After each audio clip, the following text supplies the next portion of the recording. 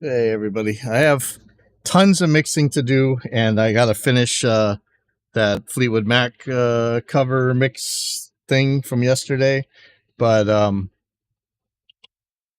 people have been sending me some really cool videos to check out, so I'll watch this. So this is it's a video called The Truth About 32-Bit Float Conspiracy Theory question mark.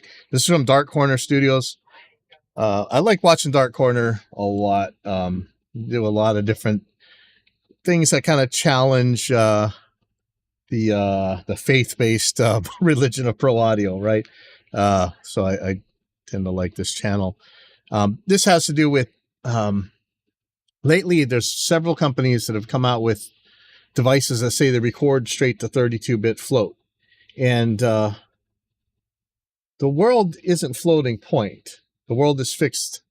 So, well, you can get way down there to quantum indeterminacy and down at the very bottoms of measurements and stuff. But for the most part, the world is fixed.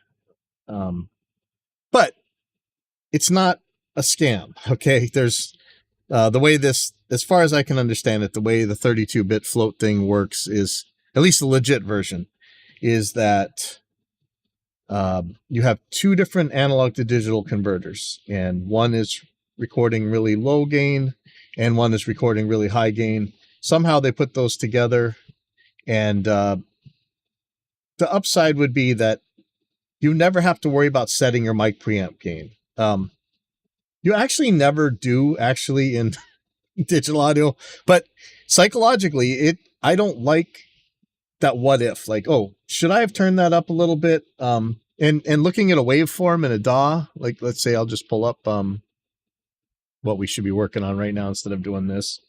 But let's see, take a second here. Come on. There we go. So, you're looking at maybe some small waveforms and you're a little bit concerned about that, and so you're going to turn them up. Yes, you could bring up quantization error. That's a whole nother argument and stuff. But for the most part, we're fine recording a 24-bit fix. But there's always that little nagging feeling in the back of your mind. I could have, should have. Oh, I hope it doesn't clip. That's the other thing. Like, there's no reason to clip anything, but psychologically, we're turning that stuff up and we might get a clip, right? Doing live recordings, you really want that mic preamp gain to the.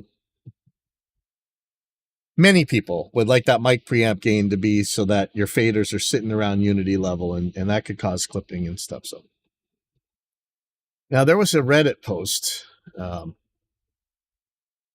is by Oz Peter. Let's just put it in.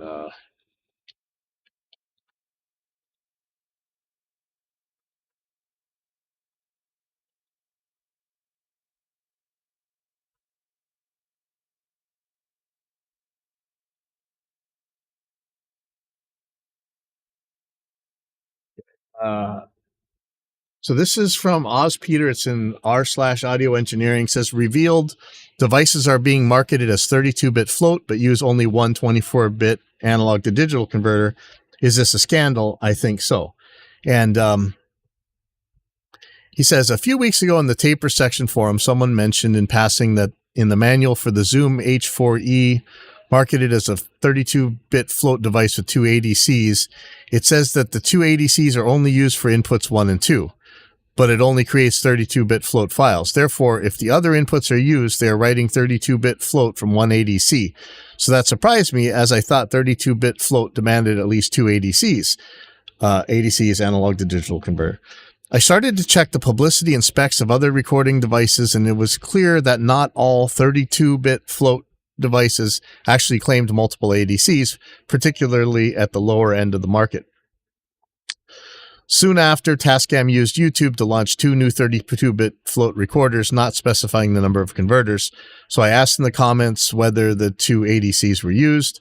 Their product specialist stated that 32-bit float with one ADC was impossible, so the device did use two ADCs. Clearly, the specialist didn't know about Zoom contradicting him or her, and so I sent an email to Tascam USA asking the same question. The reply came back quite promptly, stating that the Tascam engineering department said the new devices were using single ADC. I reported that on the YouTube video and was more or less told that I was lying and that the product specialist knew more than anyone in this company and that I should believe what I was being told. Well, should believe what I was being told by who? Seems like there's two different things going on there. My firm response to that was deleted by Tascam. Yeah, you know what? This is the internet age. You can go ahead and try to delete comments, but somebody's going to post it. They're going to post it on Reddit.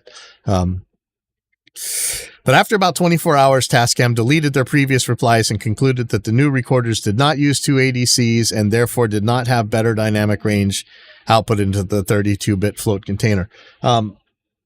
Maybe this is getting too geeky right now. Let me knock this down a little bit.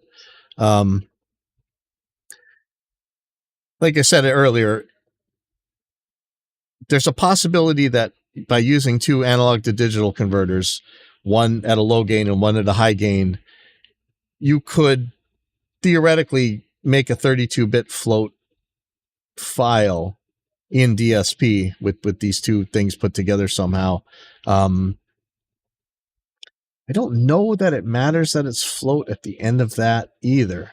But aside from that, if you're only using one chip, if you're doing a 32-bit float file, as far as I know, you're just padding 8 zeros in the bits behind it or in front of it, one way or the other. But let me go on here. Since then, I've been trying to establish which devices not claiming dual converters do not have them. In other words, which devices are upsampling, that's probably the wrong word to use, 24-bit audio to 32-bit float for no perceptible advantage. In fact, to me, it's not just no advantage. You're actually at a disadvantage because you are, you've got more, the file size is bigger, you take more disk space and everything else that goes along with that. But any DAW, okay, as soon as you put it inside your digital audio workstation, any DAW that I'm aware of is going to convert it to a larger bit depth size internally. Reaper's going to be 64-bit float. So any of the processing advantages of just calling it 32-bit float are already going to be done by your DAW anyway. Okay. Interestingly, I cannot find any 32-bit float internal recording wireless mic that claims dual converters, and DJI have confirmed to me that their very popular DJI Mic 2 device is creating 32-bit files from one converter, stating that DJI Mic 2 32-bit float recording adopts a brand new audio encoding and recording method, which expands the recording range and effectively solves the problem of audio overexposure. Really? From a single 24-bit ADC? How? Yeah, how? This makes me strongly suspect that other such wireless mic recording devices not claiming dual ADCs are using singles. I assume they would trump it if they had duals. Maybe dual ADCs in those tiny packages are not practical. I'm also suspicious about the Zoom H1E and H2E. I think that's the H1 Essential. I bought an H1 Essential, I think, for my my pedal board down here. What is it?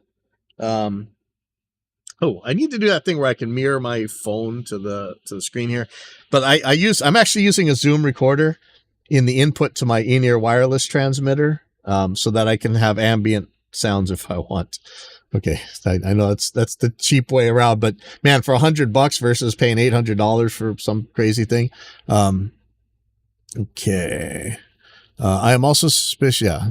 Unlike their other 32-bit float devices, do not claim dual ADCs. I've asked Zoom whether they do have duals, but have no reply so far. Edit now confirmed by Zoom as single ADC. See another comment in here. I've always assumed that all 32-bit float devices use dual ADCs. Even the specialists at Tascam thought this was the case.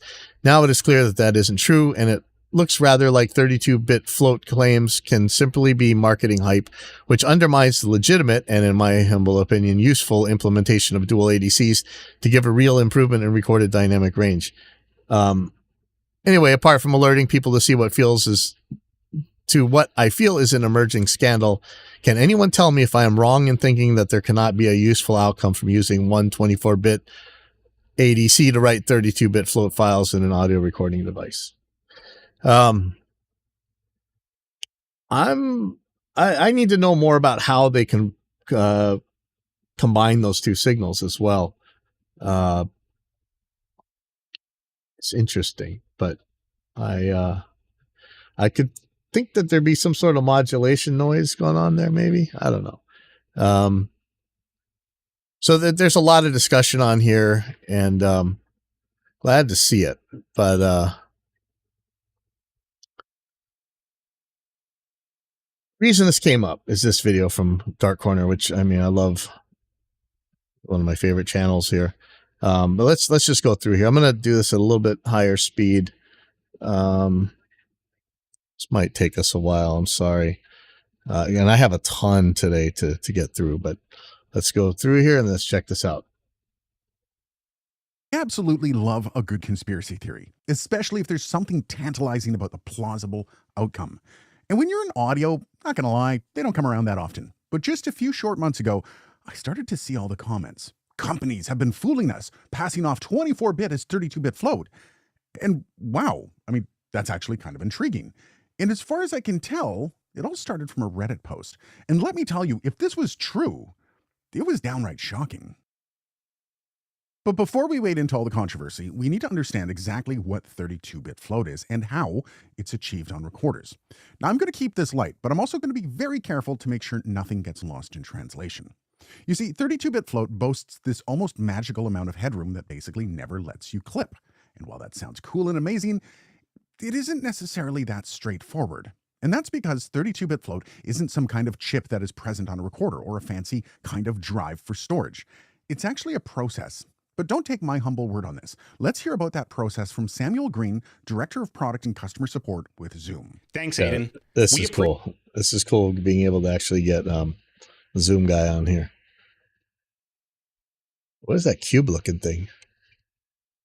See, I have something like this for my ambient sounds on my in-ears. Appreciate the active discussions in the audio community around 32-bit float recording, and we want to take this opportunity to clear up some misunderstandings about how this technology works in the context of Zoom recorders. To start, it's important to understand that 32-bit float is a data format, not a circuit diagram. 32-bit float offers an overwhelmingly wider dynamic range than 24-bit, 1,530 dB compared to 144 dB. That's all true. What we can actually achieve with actual converting from the analog world to the digital world is extremely likely to not go below 120 dB. But I mean, even that is incredible. I mean, take a room, go find a room that's got down 120 between your noise, right? So the benefits that 32-bit float offers, such as capturing quiet sounds and loud peaks in the same take without adjusting gain, aren't from the format alone. They're made possible through a combination of high-performance analog circuitry and smart AD conversion design. Traditionally, recorders use a single AD converter, which required careful analog gain adjustments to prevent clipping and ensure good resolution. The problem... I think I talked about this at the beginning of this video. To me, it's more psychological. Your chances of bringing quantization error into a signal, even with massive compression and stuff like that, compared to the noise that's already in your room, it's pretty low. But never say never, right?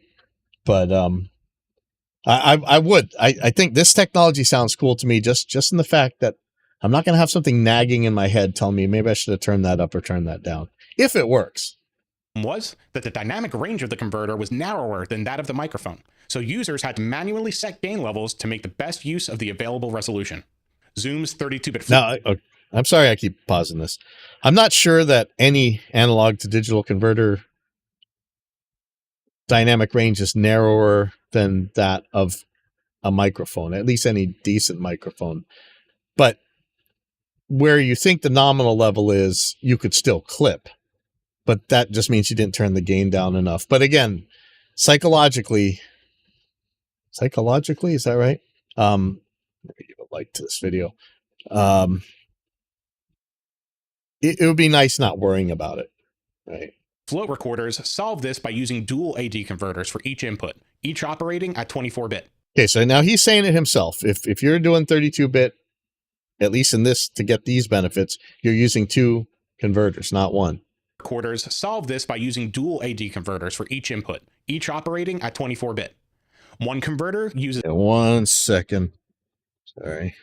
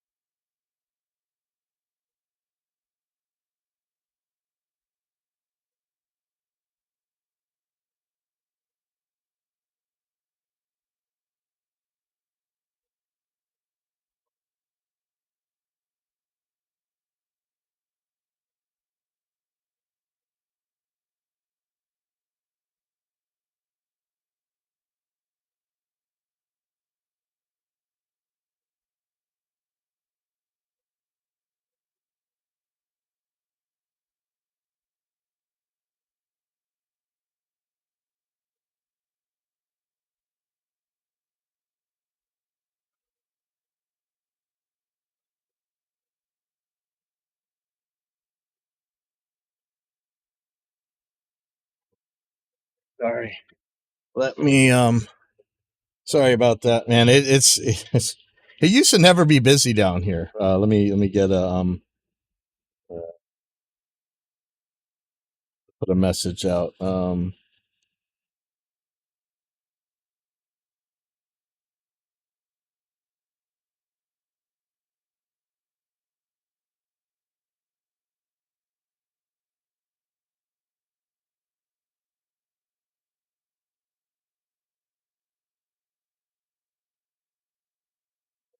There's so much stuff going on here right now. Okay, here we go. Uses a high analog gain setting to capture quiet sounds with high sensitivity, while the other uses a lower gain setting to handle loud signals without clipping. Our firmware intelligently combines the two streams in real time into a single 32-bit float file. Even without gain adjustments, this system allows small signals to be amplified until sufficient bits are allocated for high-quality capture, while large signals can be captured without clipping. Our recorders, like the Zoom H5 Studio... Yeah, I really wonder how they put this back together, though.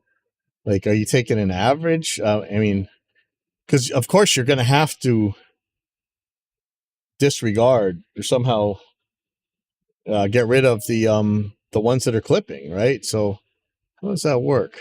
Studio, H6 Essential, F3, F6, and F8M Pro use this dual ADC architecture, which results in seamless, distortion-free recording that captures everything from whispers to explosions, no gain staging required. And the resultant files have maximum flexibility to adjust the volume or gain afterwards without introducing noise.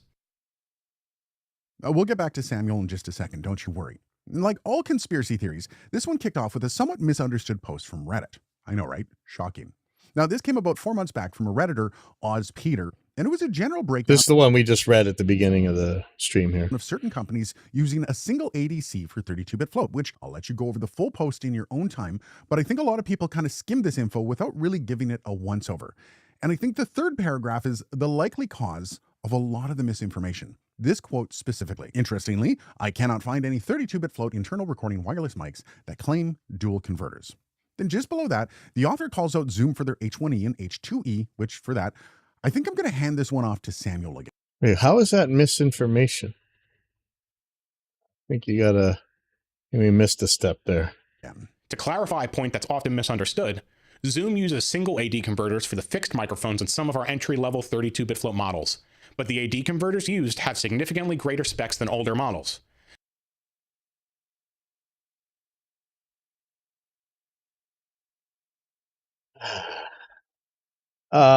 Should we go into this?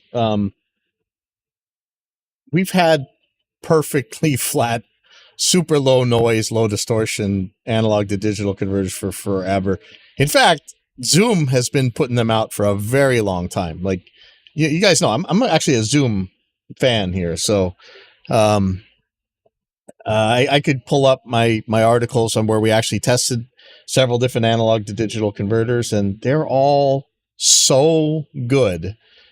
It's never going to be the issue. So I don't know what the misunderstanding is. The problem is, again, if you're only using a single ADC, and I don't care if it's the best one in the world, 24-bit is still going to be 24-bit, even if you call it 32-bit. Let's see. They have a wider dynamic range than the microphone's dynamic range, meaning they can handle the top SPL the mic can. Okay, so kind of just threw away everything we said before, right? The problem that he was stating we used two ADCs for was because the mic had a wider dynamic range than the converters did, and now he's saying he's got a single converter that's got a wider dynamic range than the mic does. Is that right? Let me hear that again. 2-bit float models, but the AD converters used have significantly greater specs than older models. They have a wider dynamic range than the microphone's dynamic range. Okay. I like Zoom. I like Dark Corner Studios. I don't want to hammer on this too much, but did we just hear this right? We use two ADCs to get 32-bit float because the microphone has a wider dynamic range than any single converter, or than the single converters they were using. But when they're doing the single converters, this converter has a wider dynamic range than the mics they were using. Then why don't we just use that and not do 32-bit float? I don't know. Let's go. Meaning they can handle the top SPL the mic can capture, and they can appropriately amplify small signals to ensure sufficient bit depth, meaning quality, during a deconversion. You got a fixed signal. Okay, let's never mind the real world that quantization noise is probably never going to be a problem for you. But as you're moving up and down, this is what you're moving. You're not doing this. He's saying that he amplifies that you're amplifying the lower bits, but you're not. You still got a fixed bit system unless you're introducing compression, which I don't think you want to say, and I don't think they're doing anyway. If you're going to move the top up, you're moving the bottom up as well. That's what you're doing with a fixed point system. What could be going on here, and which I think is a super good idea of Zoom, is figure out at what SPL level that mic distorts, set that to 0 dB FS, and set your gain accordingly. Then, you're capturing the entire mic's dynamic range, albeit with some possible quantization error at the very bottom, but I don't think you'll ever see it. That would make sense. And hopefully that's what they're doing. But you're not gaining anything from calling it 32-bit. You're actually losing some space on your hard drive because of it. I don't know if you guys remember way back when Nuendo was first introduced, I think around 2001 or whatever, where they were talking about how much more beneficial it was to record straight to 32-bit in the DAW. But that never made any sense. Okay, here we go.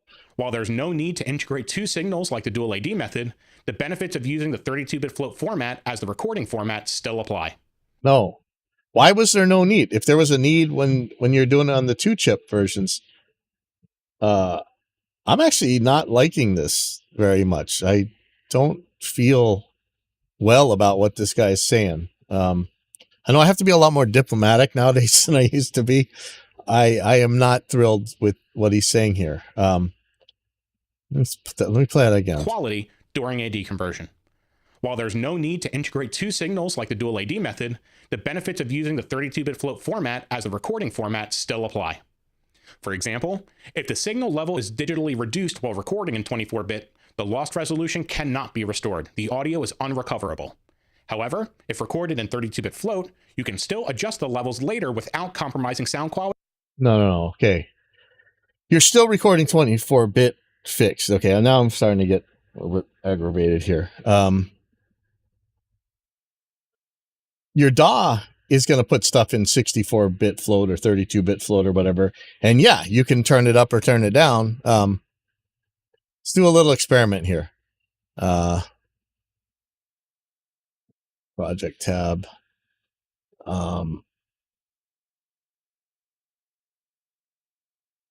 See, how can we do this? We need a good distortion analyzer. Yeah, let's just put a signal generator here. And I'm going to turn this. Actually, I'm going to put this in a bus. Let's just do this. Okay, I'm going to turn this bus down. Put MDA test tone on here. Okay. And I don't want to fry anybody's ears, so I'm gonna turn this down, but I'm gonna put a 1K sign up. And oops, sorry, it's on the wrong channel. Take it off of this one. Okay. I'm gonna crank that sign to 0 dB. Because we're hearing a little beepity. Okay. Now I'm turning this bus down so that I'm not frying anybody's ears, okay? I'm gonna turn this up. Look at that. Oh, it's clipping like mad. Right? I am plus 10 over this. I'm going to duplicate this track. Plus 10 over this. Plus 10 over this. Okay. Now we are at 14 dB over. Duplicate it again. We're at 18 dB over. Okay, so I'm 18 decibels over, and we should be hearing this distorting.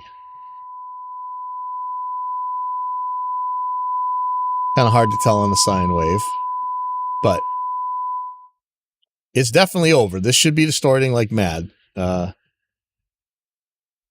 Let's see. Why am I only 10 over? Hold on. Let me see what's going on. Ooh. These seem to be phasing against each other. Okay, hold on. This is interesting. So watch this. I'm going to turn off one of them and it actually goes up. So I think there's some polarity issues going on here, which is weird. I guess each one of these is an instance. How about I do this? I'm just going to have one.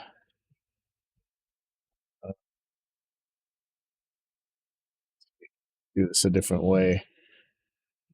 I could do this with the waveform and do it that way, but let's not. Okay, here's how we're going to do it. So this one's going to be the send. Okay, and I'm going to take that. I'm going to put that up here.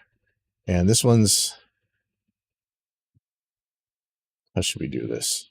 I'll turn down the master. Okay.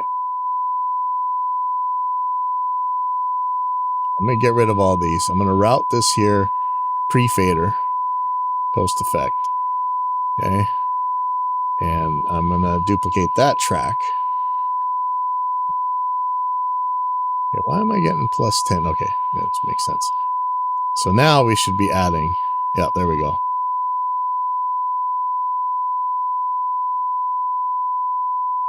Okay, so I'm at plus 22 now, okay, on this bus. I'll turn this down a little bit more. Now, this track shouldn't be distorting at all. This is just the clean level out. But this one should be clipped, mangled like mad, right? So let's just check. I'm going to flip the polarity on this track, on the group, and I'm going to start turning it up.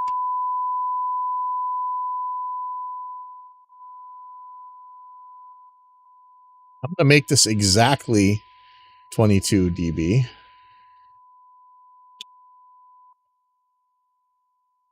And what do we have here now?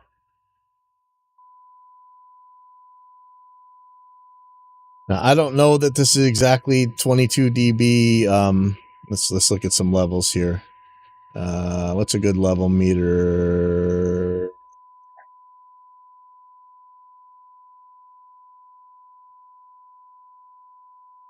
Maybe Uline? I don't know if this will actually show us what we need to see. I'm looking for the peak here.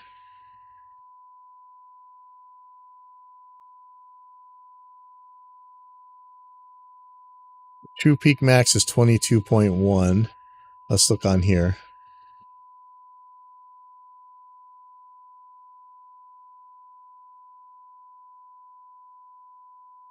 Getting 0. So 22.1. Let's try that.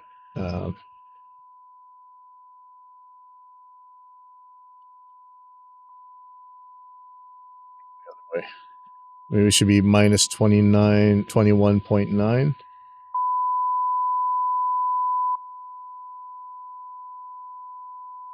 Somewhere around here. If I could get the levels exactly right.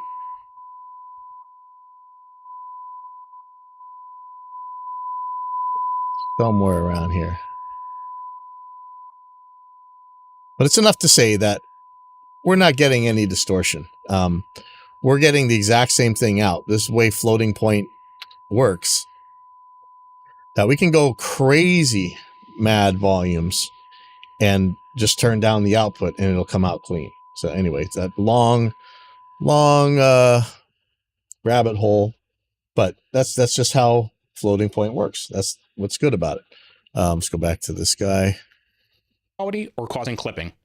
While converting data recorded with a 24-bit AD converter to 32-bit float does not improve the resolution itself, Okay, let's say this again, because they're saying that this is a misunderstanding.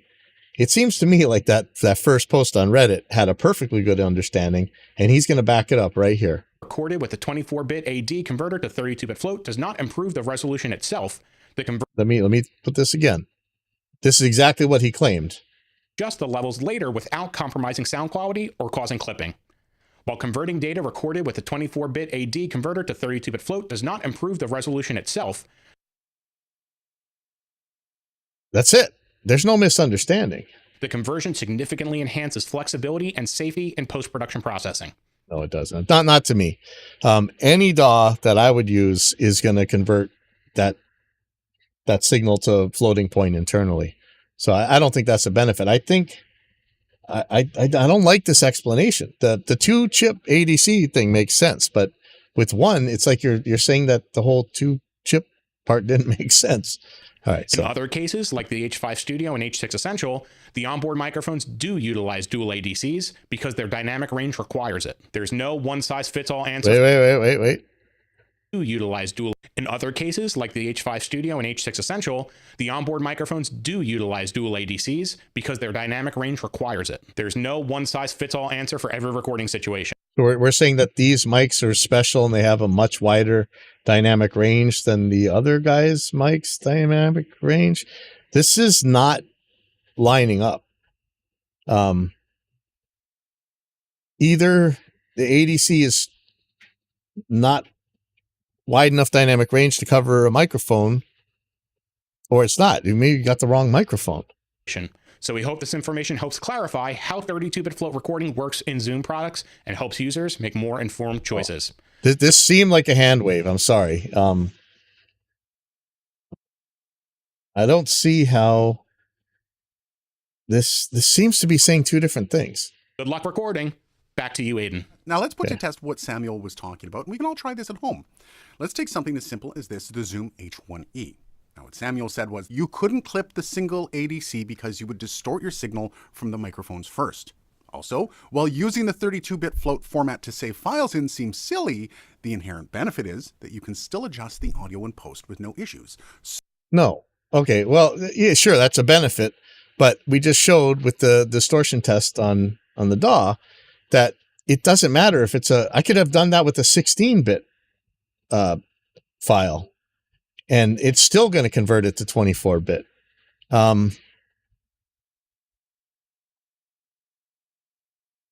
Maybe we can do this a different way. Let me do another new project.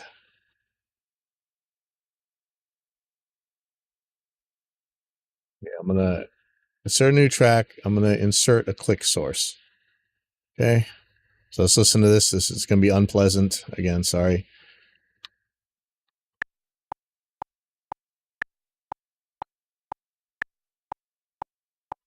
Okay. Now, I'm going to render this file to a 16-bit file. Wave.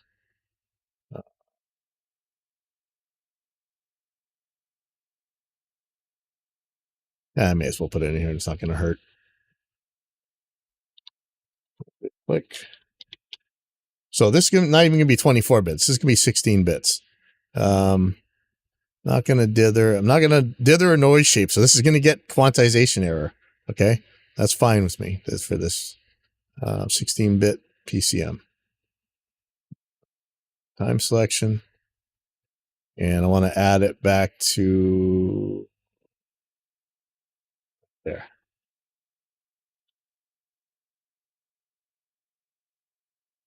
Okay. Their file.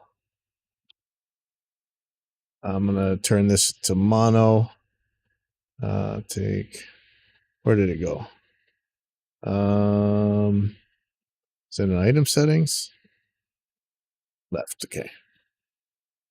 Yeah, let's check this out again. I'm sorry, this is so geeky, but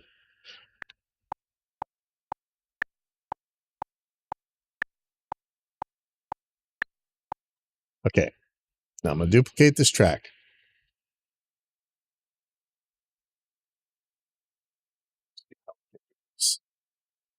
I am going to turn this up by 10 dB.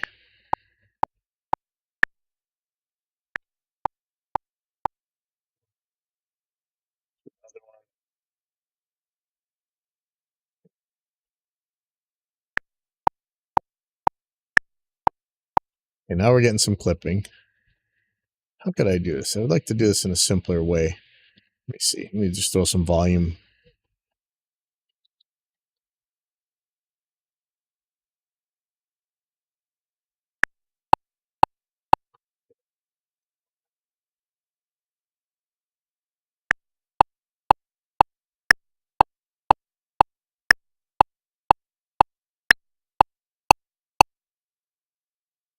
Okay, so now Reaper's auto clip feature is activated.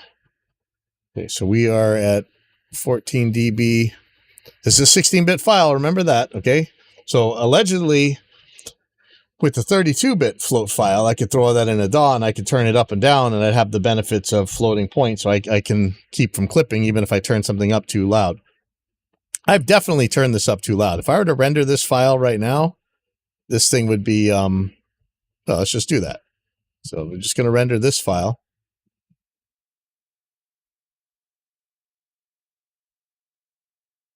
Call it boost.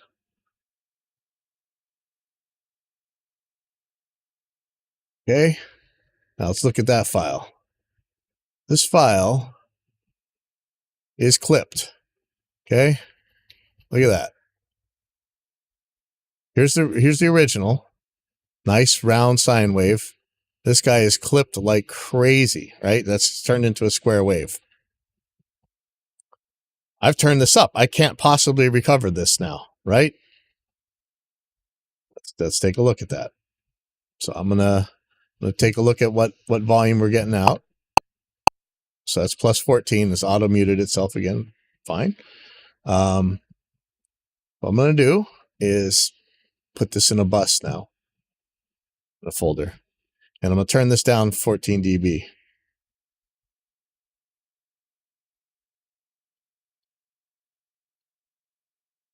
Actually, what did we do? We turned it up by 10 and then did 24. So what I'm going to do is I'm going to subtract 34 dB from this. How about that? Okay. Now let's look at the output. It's definitely clipping here, right? Look at that.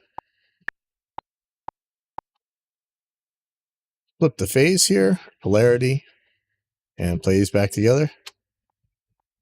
Huh. What are you getting? Nothing. Right? But let's do something a little bit more interesting here. I'm going to render this now. This is going to be this cranked thing. It's got all red lights clipping and everything else. Call this recovered.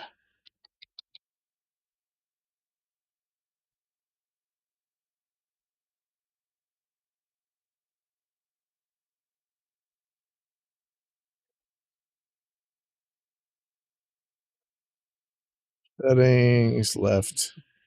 Okay. Now let's look at these. Actually, let's just compare. Right here. So here's the boosted one, square waves all wrecked. Here is our recovered file where we turned it down. I turned it all the way up here, 34 decibels, and I turned it down by 34 dB. No clipping. So you don't need to record at 32-bit in order to get this benefit. This happens in any decent DAW. At least it happens in Reaper. So maybe you should just use Reaper. Kind of a shameless plug there. But I think this shows you, right? If it was fixed point rendering, sure, you're going to distort it. If you distort your stuff on recording, you're not recovering it. But what I think is happening here is that the microphone is calibrated. It's the largest possible sound that can go through it is the converter's set a little bit below that, so you don't have to ever worry about clipping it. So let's give that all a try and see how it comes out in the wash. So this one is a single chip converter. No way. He said. 41 minutes into this? Holy crap, sorry. Okay, so I'm still recording through the Zoom H1e, but let's take a look at the audio that we just recorded. Now, this was me recording the lead up to me playing the guitar. And if you notice, the guitar here is completely peaked, at least on one side. You've got one peak here that's not, that's on the right side, but on the left-hand side, basically everything from here to there is peaked, right?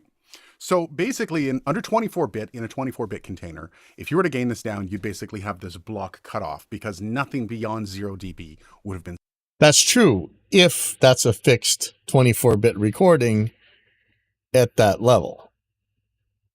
saved. But because they're recording with a single ADC on the Zoom H1E, but they're recording it into a 32-bit container, and the ADC has a better dynamic range than the microphones, what you can do when you get into your DAW is just this. So basically kind of like the benefits of 32-bit float without officially having 32-bit float. That's just because, again, the ADC inside this unit has a higher dynamic range than the microphones that are on it. That's not even true, I don't think. It's just that microphone was set at the right level that you can't clip it. If that conversion clipped, and turning it down here would not help you in any way, shape, or form. You can't recover clipped audio. Well, okay, you can go to AP Mastering and see about that. But that's a totally different subject. If you clip the audio, you clip the audio. If you're able to turn it down like that, then this thing is padded with zeros. There's no way around that. You're still recording fixed bit. So it just must be padded, right? I don't see a way around that. It's just as simple as that. Now, this is kind of where it gets tough. You see, there is a reason companies haven't come out of the shadows to clear their names. And no, it isn't because they're guilty, or at least I don't think it's because they're guilty. Think so. Now, while there may be some bad actors out there, the hardest part for companies is that a lot of this stuff falls under their company secrets, meaning not a lot of companies want to throw their schematic. Nobody who's putting 2 chips in the thing is going to say, "Oh, we're not going to tell you that we put 2 chips in here to make this better." I'm sorry, that one is I don't buy that at all. I think if they be screaming from the hilltops, if they were using the 2 chips to make this work better, I think they're not saying it because they don't want you to know that you're just padding zeros onto a 24-bit fixed signal. Out the windows for the world to see when everyone is watching. Some of these companies spend years and years developing and researching this stuff. A simple Reddit post and some angry commenters aren't about to make them spill their secrets. And actually, Reddit posts make people spill their secrets all the time. So I don't buy this. I like this channel. You can see I'm subscribed, but I don't buy this at all. I mean, are we saying that there's another way to do actual 32-bit float? I think it's not a secret that you could use 2 chips to do it. So why would they just say it? I think Zoom's not telling you because 32-bit is, you know, we used to have that term marketing bits. It's kind of marketing bits again. I don't know. Do we need to go on? I think this. I don't think this guy was misunderstood at all. I think this was perfectly right. I think this is exactly what's going on. Let's see if I put some comments in here. Let's see if anybody responded. Somebody's upvoted it. Yeah, I think this is just wrong. I think that guy was right. 32-bit float sounds like really cool stuff. And I think that might be a great idea. Psychologically, not worrying about where you set that gain, that's awesome. But if you're talking about just padding zeros onto something, no, that's no benefit. Rightfully so. Honestly, I couldn't be more thankful that Zoom and Samuel were here to throw in. Yeah, I'm glad that Zoom came in. Is there a foolproof way to test for 32-bit float outside of just clipping your audio? I am working on those ideas and how they can be implemented in a video, so please stay tuned for that. Get subscribed if you have to, because I can tell you away. Okay, that's it for this one. I think that's as much as I can go. I could go over where I was talking to. Let's see if there's any more answers. I love a good conspiracy theory. So I said the single chip explanation for the mic seems like a hand wave. You know what? We don't even need to go through here. I think we've seen everything we need to see. Unit does exactly as advertised. I don't know. Anyway, all right, that's enough for this. I've got some other videos to do today, but I want to separate these out.